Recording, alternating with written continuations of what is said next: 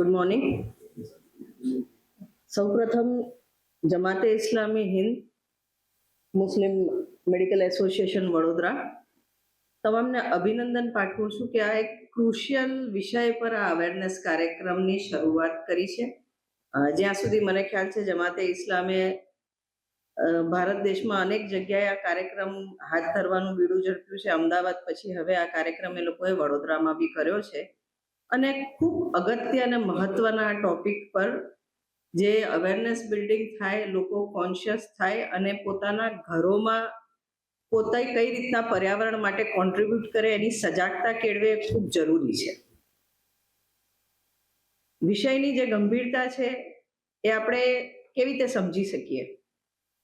તો જ્યારે અમે નાના હતા, સ્કૂલમાં હતા, કોલેજમાં હતા, તો ક્લાઇમેટ ચેન્જની વાતો સાંભળતા કે ભાઈ 2030 પછી દરિયાના લેવલ ઊંચા આવશે ક્લાઇમેટ ચેન્જના લીધે, ક્લાઇમેટ ચેન્જના લીધે હવામાનમાં પલટો આવશે, જ્યાં ગરમી હતી ત્યાં એક્સ્ટ્રીમ ગરમી થઈ જાય, પહાડો પીગળવા માંડશે ને આ બધું ભવિષ્યની પ્રેડિક્શન થતા હતા. જે રીતના કાર્બન ડાયોક્સાઇડની માત્રા વધતી જાય છે, આખા વિશ્વનું તાપમાન વધતું જાય છે. અત્યારે તમે જોશો તો 1850 ને 1900ની સાલમાં જે તાપમાન રહેતું હતું એના કરતા સરેરાશ સમગ્ર વિશ્વમાં 1.5 ડિગ્રી સેન્ટીગ્રેડ તાપમાન વધી ગયું છે. અને આની અસરો હવે ભવિષ્યની નહીં પણ આપણે બધા અત્યારે અનુભવ કરી રહ્યા છે.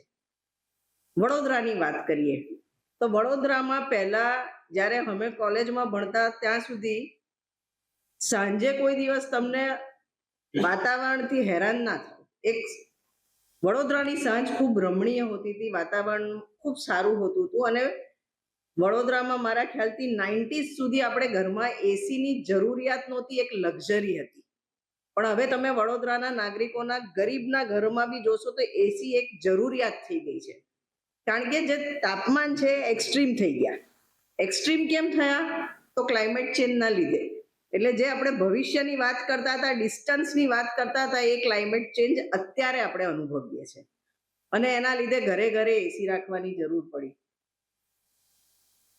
હું કહીશ કે આપણે લોકો ફોર્ચ્યુનેટ એ બાબતે છે કે સમગ્ર વિશ્વમાં જે ક્લાઇમેટ ચેન્જના ગેસીસ છે, જે CO2 લેવલ વધે છે અને જે પર્યાવરણની ખરાબી થાય છે, એ તમામ 70% શહેરી વિસ્તારોમાં જ થાય છે. ટોટલ જે કન્ટ્રીબ્યુશન છે એમાંથી 70% શહેરી વિસ્તારોમાં છે.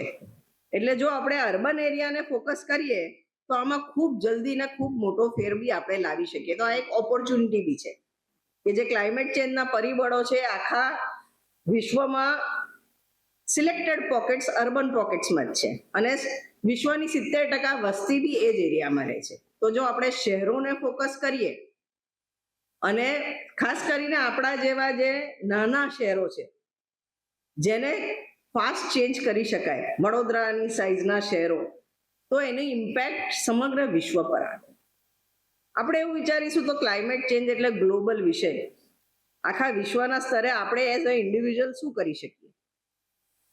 તો હું વાત એ જ કરવા માંગુ છું કે આપણા લેવલે આપણે વિચારીએ, આપણા આજુબાજુના નેબરહુડનું વિચારીએ અને આપણા શહેરનું વિચારીએ અને તમામ લોકો આ વિચારશે તો એની ઇમ્પેક્ટ સમગ્ર વિશ્વમાં પડશે.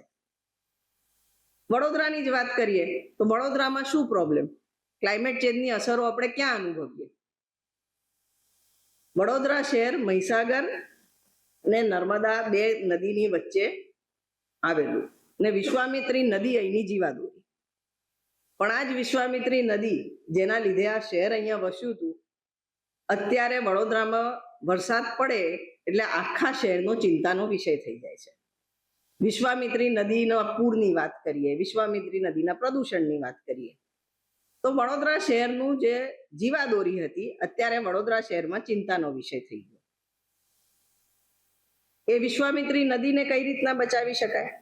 વડોદરા શહેરના પર્યાવરણમાં જે રીતના અત્યારે ક્લાઇમેટ ચેન્જના લીધે એરેટિક વરસાદ પડે છે, એક જ દિવસમાં 7-8 ઇંચ વરસાદ પડી જાય, અડધું શહેરમાં પાણીનો ભરાવો થાય, વોટર લોગિંગ થાય, સાથે નદીનું પાણી આવે, નદી બી આપણે મોટા ભાગની કોતરોને બધું પૂરી દીધું, તો એ પાણી જાય ક્યાં? આ સમગ્ર વિષય પર ચિંતા કરીએ તો તો વડોદરા શહેરના નાગરિકો આને પ્રાયોરિટાઇઝ ના કરી શકે? વડોદરા શહેરના પ્લાનિંગમાં વડોદરા શહેરના વિકાસ અર્થે જે બી કામ થાય એમાં પર્યાવરણને કેન્દ્ર સ્થળ પર રાખી અને પછી જ વિકાસનું ડેવલપમેન્ટના કામ થાય એ ડિમાન્ડ વડોદરાના નાગરિક કરે તો ઓટોમેટિકલી પોલિટિકલ પ્રેશર બને અને જે બી પ્લાનિંગ થાય, આયોજન થાય એ ભવિષ્યમાં વડોદરાના પર્યાવરણને હિતમાં રાખીને થાય કે ના થાય. તો એના માટે ડિમાન્ડ આપણા બધાએ જનરેટ કરવાની છે. તો આપણે બધા ક્લાઇમેટ ચેન્જ પર કઈ રીતના અસર કરીશું કે વડોદરામાં જે બી પ્લાનિંગ થાય એમાં પર્યાવરણને ધ્યાનમાં રાખીને થાય. ફોર એક્ઝામ્પલ, રસ્તાનું પ્લાનિંગ થાય છે તો રસ્તાઓના પ્લાનિંગમાં દરેક જગ્યાએ આજુબાજુ ગ્રીન કોરિડોર બને, આજુબાજુ એ રીતનું વૃક્ષારોપણ થાય કે આખા શહેરમાં જે હવા અને ફરતી હોય એનાથી એ ગ્રીન કોરિડોર થકી જાય અને એમાં તમામ લોકોને રાહત મળશે, આખા શહેરનું તાપમાન ઓછું થશે. એ જ રીતના જે વડોદરામાં તળાવો છે, વડોદરાની વોટર બોડીઝ છે, એ વોટર બોડીઝને એક બ્લુ કોરિડોર તરીકે વિકસાવીએ. એના મોઇશ્ચરથી એના જે ઓવરઓલ હીટમાં ઇમ્પેક્ટ આવશે તો નાગરિકોને રાહત તો મળશે જ, પાણી સુરક્ષિત રહેશે. જે પાણી અત્યારે ફ્લડમાં જાય છે એ ફ્લડની જગ્યાએ આપણે પાણી અલગ અલગ જગ્યાએ સ્ટોર કરીશું અને જે પૂરની પરિસ્થિતિનું નિર્માણ થાય છે એમાં રાહત થશે. તમામ સોસાયટીમાં તમામ જગ્યાએ લોકો ડિમાન્ડ કરે છે કે અમારા કોમન પ્લોટમાં પેવર બ્લોક હોય. તો એ પેવર બ્લોક કેટલા અગત્યના છે?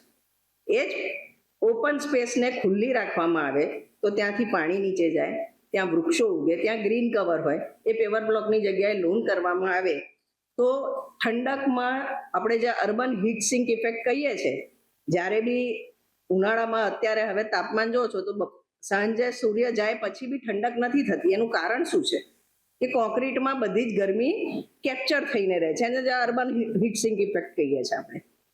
તો એ નિવારવી હોય તો પહેલા તો આ પેવર બ્લોક્સ આપણે દૂર કરી શકતા હોય જ્યાં ત્યાં એને દૂર કરવા જોઈએ.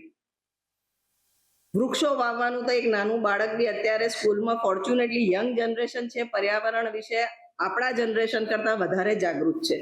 કારણ કે સ્કૂલમાં હવે એ લોકોને પર્યાવરણના વિષયો પર નાનપણથી જ સમજાવવામાં આવે છે ને અવેર કરવામાં આવે છે.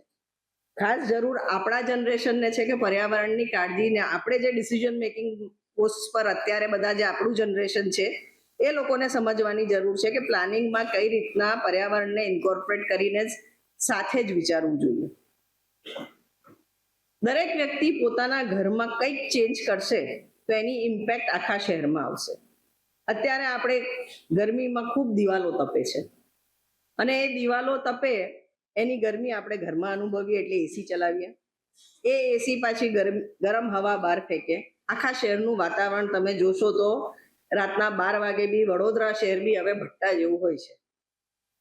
તો આપણે આપણા દિવાલો જે સૂર્યને ફેસિંગ હોય ત્યાં વેલો ઉગાડીએ તો એનાથી આપણી દિવાલો ઓછી તપશે અને સાંજે જ્યારે પછી સૂર્ય જાય ને આપણે બારીઓ ખોલીએ, તમામ લોકોને ઘરની દિવાલો પ્રોટેક્ટેડ હોય, ઘરમાં ઠંડી હવા હોય તો એની અસર પર્યાવરણ પર પડે.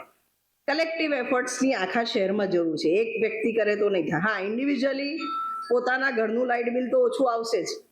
તમે પોતાની દિવાલોને ગ્રીન કવરથી કવર કરશો, વર્ટિકલ ગાર્ડન જેવું બનાવીને કાં તો વેલો ઉગાડીને, તો તમારે તો બેનિફિટ થવાનો જ છે. તમારા લાઇટ બિલ તો ઓછા આવવાના જ છે. સોલર પાવર તો હવે ગવર્મેન્ટની સબસિડીઝ ને સ્કીમ અને ગુજરાતમાં જાગૃતતા ખૂબ છે ને આપણે એનર્જીમાં જોઈ રહ્યા છે કે ઓલમોસ્ટ દરેક ધાબા પર હવે સોલર પેનલ હોય છે અને આપણે સોલર એનર્જી યુઝ કરવાની શરૂઆત કરી છે. પણ મોટામાં મોટું જે કાર્બન ડાયોક્સાઇડ અને ગ્રીન હાઉસ ઇફેક્ટમાં કોઈ કમિટ કરતું હોય તો એ આપણું ટ્રાન્સપોર્ટ છે. તો અર્બન ટ્રાન્સપોર્ટની ખૂબ તાતી જરૂર છે. દરેક ઘરમાં જેટલા વ્યક્તિ હોય એનાથી એક વધારે વ્હીકલ હોય છે. અહીંયા બેઠેલા તમામ વ્યક્તિ, ઘરમાં 2 વ્યક્તિ હોય તો વ્હીકલની સંખ્યા 3 હોય, 2 4 વ્હીલર હોય ને 1 2 વ્હીલર તો રાખવું જ પડે. તો ક્યાંક અર્બન ટ્રાન્સપોર્ટની બી એટલી જ જરૂરિયાત છે. એ ડિમાન્ડ બી આપણા થકી જ જનરેટ થાય. તો મારું કહેવાનું તાત્પર્ય એ છે કે આપણે તમામ લોકો ક્લાઇમેટ ચેન્જ વિશે સજાગ થઈએ અને જે ગ્લોબલ સિનેરિયો છે, ગ્લોબલી તો આખા વિશ્વના તમામ દેશો ચિંતિત છે જ. પેરિસ એગ્રીમેન્ટ થઈ, પેરિસ એગ્રીમેન્ટમાં 196 દેશોએ એગ્રીમેન્ટ સહી કરીને એક UN નું બોન્ડિંગ છે અને એ તમામ દેશોને પોતાની જાતે પોતાના ક્લાઇમેટ ચેન્જમાં કઈ રીતના કેટલું ફરક પાડી શકશે એનું કમિટમેન્ટ આપવાનું, એનું UN ફોલોઅપ બી કરે છે. અને જે ગ્લોબલી સક્ષમ દેશો છે ગરીબ દેશોને આમાં મદદ કરવાની બી એગ્રીમેન્ટ કરી છે. પણ એટ ધ સેમ ટાઈમ જે ગ્લોબલ કમિટમેન્ટની વાતો છે એમાં આપણા દેશે બી કમિટમેન્ટ કર્યું છે અને એ કમિટમેન્ટમાં આપણા દેશને કઈ રીતના ફૂલફિલ થાય એમાં નાગરિકોનો સાથ સહકાર જોઈએ. એટલે ઇન્ડિવિજ્યુઅલ લેવલે આપણે જે બી કરીશું એ આપણને તો ફાયદાકારક છે જ, સાથે સાથે દેશને અને વિશ્વને બી એ ફાયદો કરશે. તો હું આ ફોરમથી એક તો આ જે જાગૃતતાનો કાર્યક્રમ કર્યો છે એમાં તમામ આયોજકોને ધન્યવાદ કહું છું. અને બધા ઇન્ડિવિજ્યુઅલી એવું ના વિચારે કે ગ્લોબલ પ્રોબ્લેમ છે અમે એકલા શું કરી શકશું, પણ પોતાના લેવલે એનર્જી કન્ઝર્વેશન, ટ્રાન્સપોર્ટમાં શેરિંગ કરો એકબીજાની સાથે, પર્યાવરણના રક્ષણનું ડિમાન્ડ કરો તમે કે પર્યાવરણ પ્લાનિંગમાં બી એક સાથે લોકો રહે અને પોતાની રિસ્પોન્સિબિલિટી સમજી અને પર્યાવરણની કાળજી લઈએ એવી આપ સૌને અપીલ કરું છું. અહીંયા અમારી સાથે વડોદરા શહેરમાં પર્યાવરણ વિશે ખૂબ જાગૃત લોકો જે વડોદરાને યંગસ્ટર્સને પર્યાવરણ પ્રત્યે અવેર કરે છે એવા ડૉક્ટર ગવલી, હિતાર્થભાઈ, અરુણ બાબુ છે, કોમ્યુનિટી સાયન્સ સેન્ટરમાંથી પણ છે. આ તમામ લોકો અહીંયા આવ્યા છે તો એમનું માર્ગદર્શન બી મળી રહે એવું હું આયોજકને ચોક્કસ કહીશ, કારણ કે એ લોકો ગ્રાસરૂટ લેવલ પર બાળકો સાથે, કન્સર્ન નાગરિકો સાથે ખૂબ ડે ટુ ડે સંકળાઈને કામ કરે છે અને એના લીધે જે અવેરનેસનું એક બહુ મોટું વડોદરામાં આખું ઊભું થયું છે પર્યાવરણ વિશે. અને ફોર્ચ્યુનેટલી આ બધા તમામ લોકો પ્લાનિંગમાં બી ડિમાન્ડ કરે છે, હસ્તક્ષેપ કરે છે કોર્પોરેશનના કામમાં અને ડિમાન્ડ કરે છે કે પર્યાવરણને કેન્દ્ર સ્થાને રાખીને જ વિકાસના કામો થાય. એ પછી વિશ્વામિત્રી નદી હોય કે રોડના વૃક્ષોનું વાવેતર હોય કે જે વૃક્ષની આજુબાજુ આપણે ટ્રી ગાર્ડ હોય છે, ટ્રી ગાર્ડને હટાવવાની વાત હોય, કઈ ટાઈપના વૃક્ષો વાવવાના, આ તમામમાં એક્ટિવલી પોતાનો સે રાખે છે, પ્રોએક્ટિવલી એની રજૂઆત કરે છે, જરૂર પડે આંદોલન બી કરે છે. તે તમામને બી હું અહીંયા આભાર વ્યક્ત કરું છું વડોદરા શહેરના વતી, અને એ લોકોની સાથે રહી અને વધુ ને વધુ કામ લોકો કરે એવી લોકોને બી અપીલ કરું છું. Thank you.